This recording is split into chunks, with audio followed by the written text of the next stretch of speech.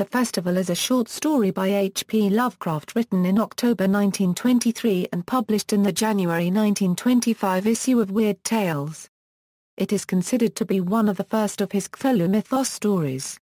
Inspiration: the story was inspired by Lovecraft's first trip to Marblehead, Massachusetts, in December 1922. Lovecraft later called that visit the most powerful single emotional climax experienced during my nearly 40 years of existence. In a flash, all the past of New England, all the past of Old England, all the past of Anglo-Saxondom and the Western world, swept over me and identified me with the stupendous totality of all things in such a way as it never did before and never did again. That was the high tide of my life. The narrator's path through Kingsport corresponds to a route to the center of Marblehead. The house with the overhanging second story is probably based on Marblehead's 1 Mugford Street. The church in the story is St. Michael's Episcopal Church on Frog Lane, built in 1714 and the oldest Anglican church building still standing on its original site in New England. The church, which stands on a modest hill, has a rare colonial crypt where early parishioners were interred, and had a steeple for most of the 18th century. Lovecraft would have discovered these facts from visiting the church and talking with the rector, a fact corroborated by his signing of the guest register. Lovecraft cited a book as another inspiration for the story, in intimating an alien race. I had in mind the survival of some clan of pre-Aryan sorcerers who preserved primitive rites like those of the witch cult. I had just been reading Miss Murray's The Witch Cult in Western Europe. This is why Lovecraft refers to the narrator's folk as an old people, and strange, because they had come as dark furtive folk from opiate southern gardens of orchids, and spoken another tongue before they learned the tongue of the blue-eyed fishers. The idea of pre-Aryan survivals was the basis of Arthur Machen's The Novel of the Black Seal, which Lovecraft had recently read and been much impressed by. Synopsis: the story is set at Christmas time. It was the Yuletide, that men call Christmas, though they know in their hearts it is older than Bethlehem and Babylon, older than Memphis and mankind. An unnamed narrator is making his first visit to Kingsport, Massachusetts, an ancient sea town where my people had dwelt and kept festival in the elder time when festival was forbidden. Where also they had commanded their sons to keep festival once every century, that the memory of primal secrets might not be forgotten.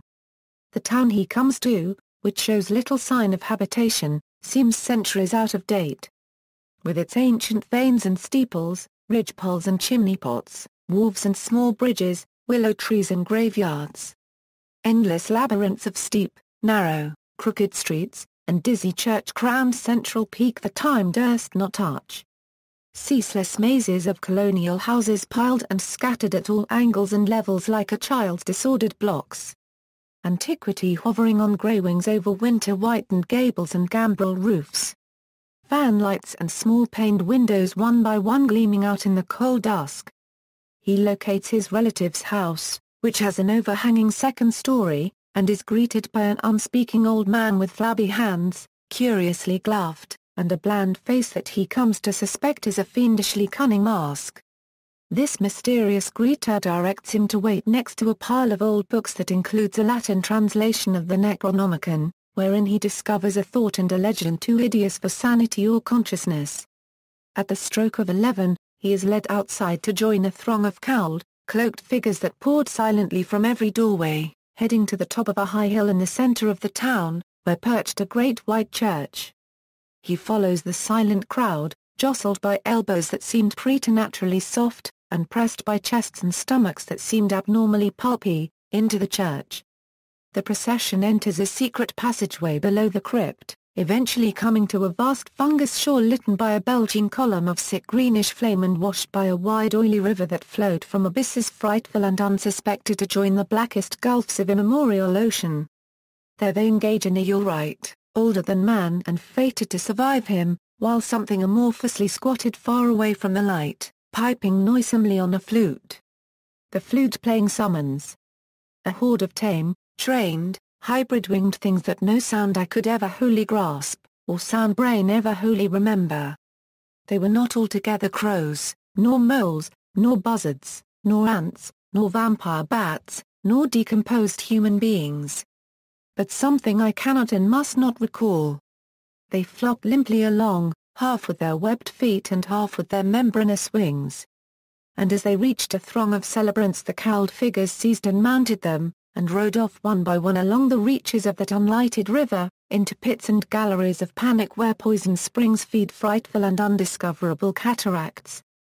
The narrator resists joining this expedition, even when his guide points out the family resemblance on his mask-like face, and shows him a watch with his family's arms that he recognizes as having been buried with my great-great-great-great-grandfather in 1698.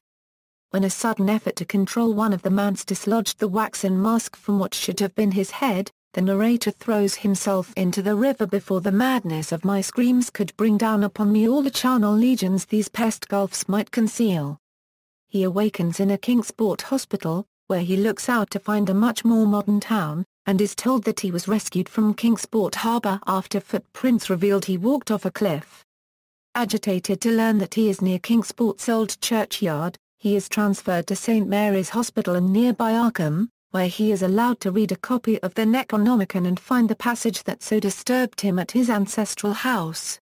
The nethermost caverns are not for the fathoming of eyes that see, for their marvels are strange and terrific. Cursed the ground where dead thought lived new and oddly bodied, and evil the mind that is held by no head. Wisely did Ibn Shukabay say, that happy is the tomb where no wizard hath lain, and happy the town at night whose wizards are all ashes. For it is of old rumour that the soul of the devil bought hastes not from his charnel clay, but fats and instructs the very worm that gnaws. Till out of corruption horrid life springs, and the dull scavengers of earth wax crafty to vex it and swell monstrous to plague it. Great holes secretly are digged where earth's pores ought to suffice, and things have learned to walk that ought to crawl. Reception. St. Joshi described the festival as a story of considerable interest, and stated the story can be considered a virtual 3,000-word prose poem for the sustained modulation of its prose. Connections. Lynn Carter, author of Lovecraft, A Look Behind the Cthulhu Mythos, calls the festival the first mythos story to use which haunted Kingsport as a setting, and also credits it with advancing the lore of the Necronomicon, saying that it is the first tale to give a lengthy quote from the imaginary book and to tell us something about its history. St. Joshi cites The Unnameable, written a month before the festival, as the first story to use Arkham as a setting, but the festival clearly has closer connections to the mythos than The Unnameable. The case of Charles Dexter Ward mentions the exposure of nameless rites at the strange little fishing village of Kingsport, in the province of the Massachusetts Bay, an apparent reference to the festival. The motif of a character's non-human identity being concealed by a mask is used again by Lovecraft in The Whisperer in Darkness, The Dream Quest of Unknown Kadith, and Through the Gates of the Silver Key. Adaptations. The festival, along with the Dunwich Horror, and The Picture in the House, were adapted into short claymation films, and released by Toei Animation as a DVD compilation called H.P. Lovecraft's The Dunwich Horror and Other Stories in August 2007. Notes. References. Lovecraft, Howard P. 1925. The Festival. In St. Joshi. Dagon and Other Macabre Tales. Sauk City, Wisconsin, Arkham House. ISBN 0-87054-039-4. Definitive version. External links, works related to the festival at Wikisource.